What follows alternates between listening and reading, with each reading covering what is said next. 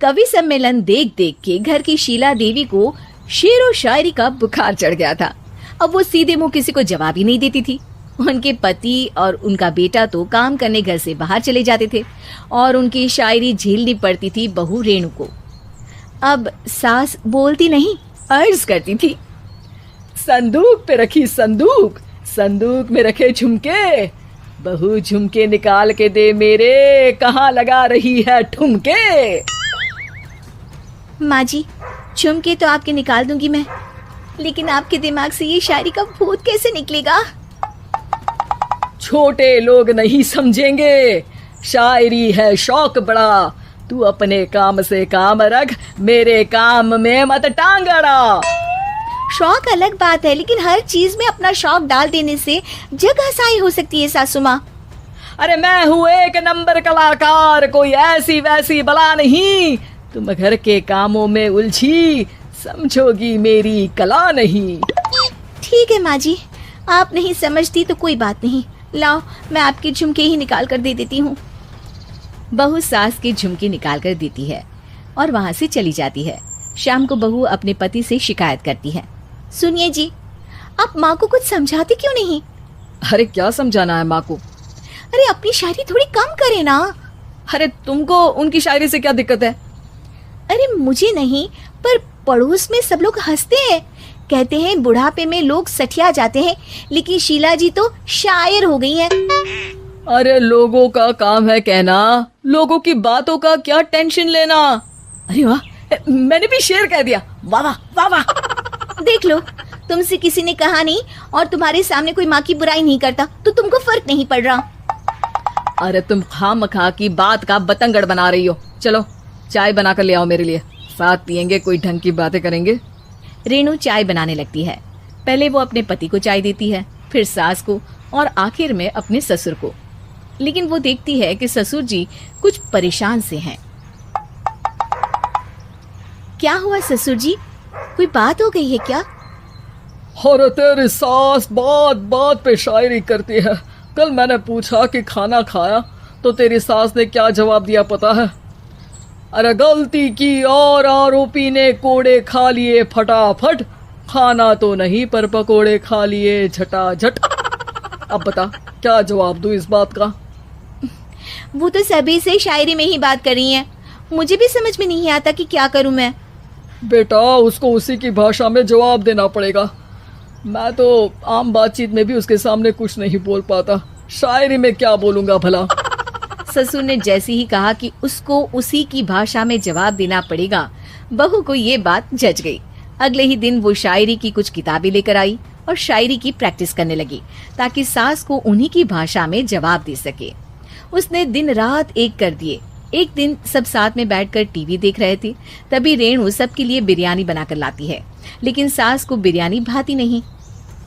कौवा करता काऊ काऊ, चिड़िया बोलती ची ची, इतना खराब बिरयानी बनाई है कि मुंह से निकले छी छी। बस इसी मौके का तो बहू को इंतजार था, क्योंकि अब बहू सास को उसी की भाषा में जवाब देने के लिए तैयार थी। माँ जी हमको अपनी ये बेकार शायरी ना सुनाइए, जैसी भी बनी है बिरयानी चुपचाप खाइए। ससुर जी और रेणु के पति ने रेणु का जवाब सुनते ही जोर से ताली बजाई और सास ने जब रेणु का शायराना जवाब सुना तो उनके गले में बिरयानी अटक गई।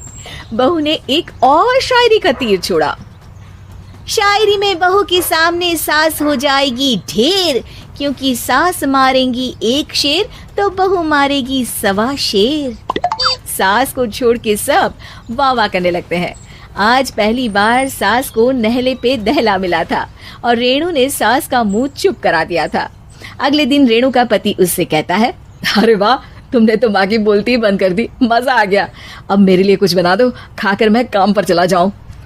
शायरी ही है मेरा जीवन, वही करूंगी जी भर के, नौकरानी रख लो कोई, काम नहीं करूंगी मैं घर के।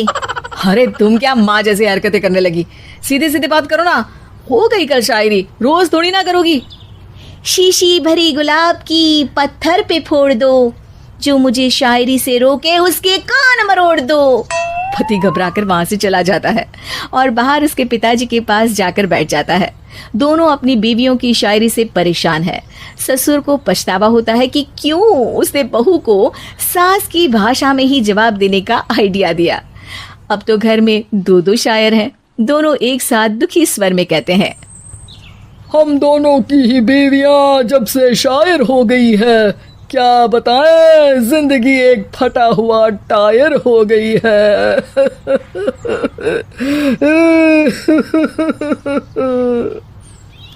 हम दोनों की ही बीवियां जब से शायर हो गई है, क्या बताएं, जिंदगी एक फटा हुआ टायर हो गई है। सास बहू सहेलियां। शिवानी एक बहुत अच्छी लड़की थी। उसकी शादी अभी से होती है, जिसके परिवार में सिर्फ एक माँ ही होती है। शिवानी, माँ ने बहुत हिम्मत और मेहनत से मुझे पाला है। पूरी जिंदगी मेहनत की और मुझे इस लायक बनाया। शादी के बाद मेरी तुमसे सिर्फ यही रिक्वेस्ट है कि तुम उन्हें अपनी माँ की तरह ही मानना। तुम टेंशन ना लो, तुम्हें शिकायत का कोई मौका नहीं मिलेगा जनाब। ऑफिस में अभी का दोस्त कहता है, अरे यार, जोर की नींद आ रही है, मन कर रहा सो जाओ। अरे क्यों, क्या हुआ? रात में क्या कर रहा था? हाँ, जो अब नींद आ रही है। अरे यार, समझ ले, घर जाने का मन ही नहीं करता। ज्यादा ही माँ पकड़ लेती है बीवी की बुराई, और फिर कमरे में बीवी करती है माँ की बुराई। समझ में नहीं आ रहा क्या करूं। यार, ना सुनो तो मुसीबत, सुनो तो मुसीबत। हाँ यार, मेरी भी नई शादी हुई है। मैंने तो शिवानी को साफ साफ कह दिया है, भाई कुछ नहीं करोगी तो चलेगा, पर माँ की इज्जत हमेशा करना। अरे यार, माँ को भी समझा देना, क्योंकि गलती हमेशा बीवी की नहीं होती है। खैर, दिन बीतते हैं। अभी एक दिन शाम को जल्दी घर पहुंचता है कि घर में ताला लगा होता है। अभी माँ को फोन करता है। अरे बेटा, ये शिवानी जबरदस्ती पार्क में ले आई है। बोल रही थी कि माँ वॉक किया करो, नहीं तो घुटने जाम हो जाएंगे। अरे वो तो अच्छी बात है ना माँ, लेकिन मैं घर आ गया हूँ। अरे सामने पड़ोसी के घर चाबी दे दी है, जरा अंदर जाकर चाय चढ़ा देना। मैं और बहू आ रहे हैं, वो भी वॉक करके थक गई होगी ना। कहीं तू उसे ना बोल देना कि चाय बना दे। वाह माँ, बहू के आते ही बेटे को भूल गई। ठीक है, चढ़ा देता हूँ चाय, आकर छान लेना। सास बहू मजे से घर आते हैं। अरे अभी चाय बना दी हो तो ला दे जरा। माँ जी, ये ज्यादा हो जाएगा, आप हाथ मुंह धो लीजिए, मैं लाती हूँ तीनों के लिए चाय। अरे बहू, रात की सब्जी मुझे दे देना, मैं बैठ कर काट देती हूँ। तू जा, आज तेरा पति जल्दी आ गया है तो कहीं घूम कर आ। माँ तू भी चलना, साथ में चलते हैं। कई दिनों से तू भी तो नहीं गई कहीं। हाँ माँ, चलो ना। अरे नहीं, वो तेरी चाची आ रही है, वो कभी भी आ सकती है, तो मैं घर में ही रुक जाती हूँ। ठीक है माँ, हम दोनों होकर आते हैं। दोनों पति पत्नी घूमने निकल जाते हैं, लेकिन लौटने में उन्हें काफी रात हो जाती है। सुबह। अरे बहू, जरा अपनी चाची सास से भी तो मिल ले। मैं तो शाम को आ गई थी, मुझे क्या पता था कि तुम दोनों रात भर घूमते हो, बेचारी सास को घर में अकेला छोड़कर। अरे नहीं, मैंने ही तो बोला था जाने को, लेकिन ये नहीं पता था कि ये लोगों को आने में इतनी देर हो जाएगी। शिवानी को सास की बात थोड़ी बुरी लगती है, लेकिन वो कुछ नहीं कहती। माँ जी, ये लीजिए, सब्जी काट दीजिए, मैं नाश्ते की तैयारी कर रही हूँ। अरे थोड़ा जल्दी जल्दी हाथ चलाना सीख जा। तेरी सास बता रही थी कि तू कैसे हर काम में ढीली है। शिवानी को ये तो पता था कि सास उसे ये कहती है, लेकिन वो ये बात चाची सास से भी कह देंगी, वो शिवानी नहीं जानती थी। हाँ चाची, किसी में कुछ अच्छाई होती है तो किसी में कुछ। कई बहुएं ढीली नहीं होती, लेकिन कुछ ज्यादा ही तेज होती हैं। अब आपकी बहू नेहा को ही देख लीजिए, माँ जी बता रही थी कि अरे बस बहू, बस। नहीं, क्या बस? अरे क्या बात करते रहते हो तुम लोग मेरी बहू नेहा के बारे में, जरा बताओ तो। अरे वो पूरा काम करती है, बैठे बैठे नाश्ता खाना सब देती है, तेरी तरह नहीं। मम्मी जी सब्जी काट दो, हमें आने में रात को देर हो जाएगी मम्मी जी। शिवानी को गुस्सा तो बहुत आता है, लेकिन वो कुछ नहीं कहती। चाची सास के जाने के बाद शिवानी तैयार होकर पार्क में वॉक को निकल जाती है। वो सास को कुछ नहीं पूछती, ना ही आने के बाद साथ में बैठकर चाय पीती है और ना ही अब सब्जी काटने देती। कितना बुरा लग रहा है, शिवानी नाराज हो गई है। पहले तो शिवानी कितने अच्छे से बात करती, हंसती रहती और हमेशा मेरे साथ बैठी रहती थी। वहीं शिवानी अभी से कहती है, यार तुम्हारी माँ के लिए ना जितना भी कर दो कम है। चाची सास को कह रही थी शिवानी कामकाज में ढीली है, लो अब कर रही हूँ सारा काम, बस हाँ बात नहीं करूंगी, देखते हैं क्या करती हैं अब। वहीं सास बेटे से कहती है, अरे पता नहीं तेरी बीवी को क्या हो गया है, न बोलती है न कोई बात करती है, ना ही अब मुझे वॉक पर ले जाती है। बेटा माँ वो तो तेरा पूरा ख्याल रख रही थी, लेकिन लगता है चाची ने उसे कुछ कहा है तेरे बारे में। उसे लगता है कि तू उसकी बुराई करती है। तभी वहां शिवानी आ जाती है। लगता नहीं, करती है ये मेरी बुराई। अरे सब लोग परफेक्ट नहीं होते। मम्मी जी ये बताइए, आपने जब उनकी बहू नेहा की जरा सी बात की तो कैसे भड़क गई चाची कि मेरी नेहा के बारे में कोई कुछ नहीं कहेगा? बोलिए। माँ आप तो जानती हो ना कि वो कितनी तेज है। दादी ने भी उन्हें घर से निकाल दिया था। और आपको क्या लगता है कि नेहा भाभी से उनकी पटती है? अरे तभी तो घूम घूम कर रिश्तेदारों के घर पर रहती है। हाँ बेटा ये तो तू ठीक कह रहा है। वैसे मैंने शिवानी के लिए ये कहा था कि काम धीरे करती है लेकिन अच्छा करती है। ये बात तो चाची ने बताई ही नहीं, उल्टा बात का बतंगड़ कर गई। माँ दुनिया यही चाहती है, खासकर रिश्तेदार किसी की सास को भड़का देते हैं तो किसी की बहू को। अरे बर्दाश्त ही नहीं होता कि सास बहू माँ बेटी की तरह रहे। अरे बेटा मैं क्या जानू कि किसके मन में क्या है। माँ बस तू और शिवानी ये बात जान लो कि कोई भी सुख दुख होगा तो तुम दोनों ही साथ होगी, दूसरा कोई नहीं। हाँ माँ, अगर हम मिलकर रहेंगे तो अभी भी तो खुश रहेगा, और वो खुश रहेंगे तो हम दोनों भी खुश। क्यों माँ? मम्मी जी चाय ले लीजिए। अरे कलमुही, तेरे हाथों से तो चाय पीते हुए भी डर लगता है, कहीं इससे तेरा रंग मुझ पर ना चढ़ जाए। अगर इन्हें इतनी ही शर्म होती तो मेरे इतने हैंडसम भाई को इस तरह फंसाती नहीं। बानी और शिवम की लव मैरिज हुई है। बानी के ससुराल में उसकी ननद और सास हैं, जिन्हें अपने गोरे रंग पर बहुत गुरूर होता है, जिस वजह से वो बानी को सिर्फ उसके सांवले रंग की वजह से नापसंद करती है और हमेशा उसे ताने सुनाती रहती हैं। बानी उनकी सभी जली कटी बातें सुनकर चुपचाप वहां से चली जाती है। तुम माँ और छोटी को कुछ बोलती क्यों नहीं? मम्मी जी बड़ी हैं, हर छिटकी ना समझ, इस तरह उन्हें उल्टा जवाब देना सही नहीं। मेरी जिम्मेदारी उनकी सेवा करना है, जो मैं पूरे दिल से हमेशा करती रहूंगी। ऐसा बोलकर बानी रसोई में जाकर रात के खाने की तैयारी करने लगती है। रात को खाना खाते हुए बानी की सास उसे कहती है, कल मैंने अपनी फ्रेंड्स के साथ किटी पार्टी रखी है, समय से सारा खाना बना देना और अपना मनहूस चेहरा लेकर ज्यादा उनके सामने मत आना, समझी? माँ बानी आप दोनों की कितनी परवाह करती है, फिर भी आप उससे इतना बुरा व्यवहार क्यों करती हैं? अरे एक तो लव मैरिज करके इस कलमुही को हमारे सर पर लाकर बिठा दिया और अब हम इसे कुछ बोल भी नहीं सकते क्या? भैया तो इनकी तरफदारी करेंगे ही, आखिर इन्होंने पूरी तरह उन्हें अपने वश में जो किया है। जिसे जो करना है करे, बस कल मेरा सारा काम समय पर हो जाना चाहिए। इस पर सब खाना खाकर सोने चले जाते हैं और अगले दिन बानी जल्दी उठकर सास की किटी पार्टी के लिए तैयारियां शुरू कर देती है।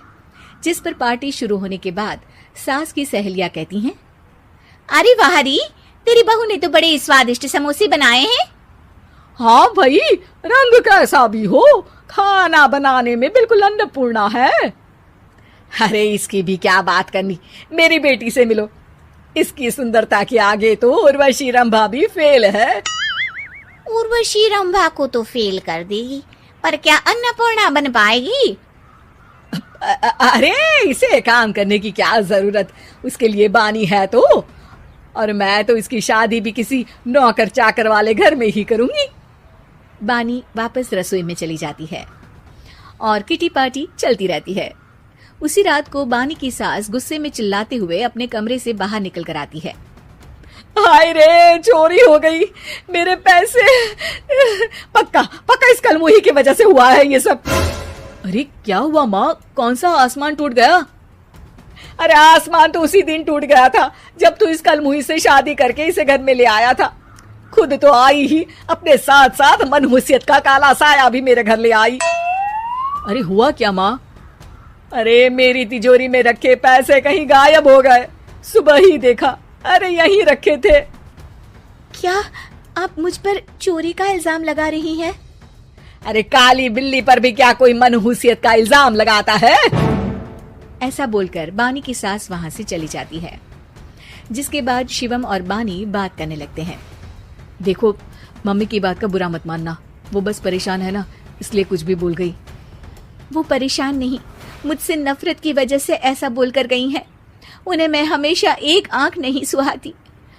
देखो बानी, अगर तुम चाहो तो हम दूसरा घर लेकर वहां शिफ्ट कर सकते हैं। आखिर तुमसे प्यार करके तुम्हें अपनी जिम्मेदारी पर इस घर में लेकर आया हूँ, इस तरह टॉर्चर नहीं होने दे सकता। अगर आप साथ हैं तो मुझे किसी चीज की टेंशन नहीं। और आखिर वो हमारे बुजुर्ग हैं, हम उन्हें और छुटकी को इस तरह अकेले छोड़कर कैसे जा सकते हैं। इसके बाद बानी भी अपने कमरे में चली जाती है और अब हर रोज उसकी सास की तिजोरी से पैसे गायब होने लगते हैं। इसी तरह कुछ समय बीत जाता है और वो हर बार हर चीज का इल्जाम बानी पर लगाती है, पर बानी कभी कुछ भी नहीं बोलती। कलमुही, नास पीटी, बहू को घर की लक्ष्मी बोलते हैं, ये तो पनौती बनकर आई है, पनौती। एक रात बानी की सास को आधी रात में प्यास लगती है, तो वो पानी पीने रसोई की तरफ जाती है। तभी उसे अपनी बेटी के कमरे में कुछ आवाज सुनाई देती है। हाँ हाँ, मैंने मम्मी की तिजोरी से हर रोज थोड़े थोड़े पैसे निकाल कर हम दोनों के लायक खूब पैसे इकट्ठे कर लिए हैं। और मम्मी आज तक उस सब के लिए भाभी को ही जिम्मेदार समझती है। तुम बस जल्दी से आकर मुझे यहाँ से ले जाओ और हम कहीं दूर जाकर शादी कर लेंगे। मम्मी को कुछ पता नहीं चलेगा, सब मुसीबत खत्म। अपनी बेटी की ये सारी बातें सुनकर बानी की सास भौचक्की रह जाती है और अपने कमरे में वापस चली जाती है। जब अगली सुबह बानी सास के कमरे में आती है, मम्मी जी क्या बात है, आज आप कमरे से बाहर ही नहीं आई? आपकी तबीयत तो ठीक है ना? क्या छुटकी कमरे से बाहर आई या तुम उसके कमरे में गई? नहीं नहीं, क्यों, जाना है क्या? मैं अभी चली जाती हूँ। नहीं, कोई कहीं नहीं जाएगा। इस पर वो बानी को साथ लेकर कमरे से बाहर आती है, जहाँ शिवम भी होता है। वहाँ उसकी सास बोलती है, छुटकी मेरी तिजोरी के सारे पैसे लेकर अपनी माँ के बारे में कोई ख्याल करे बिना किसी लड़के के साथ घर छोड़कर चली गई। और बहू, तुमने मुझ जैसी सास की सेवा करने के लिए अपने ही पति के साथ दूसरे घर जाने से मना कर दिया। मैंने हमेशा तुम्हारा रंग देखा, अच्छा ही नहीं, जो मेरी सबसे बड़ी गलती है। मुझे माफ कर दे बेटा। और इसके बाद बानी की सास कभी अपनी बहू की तारीफ करते थकी नहीं।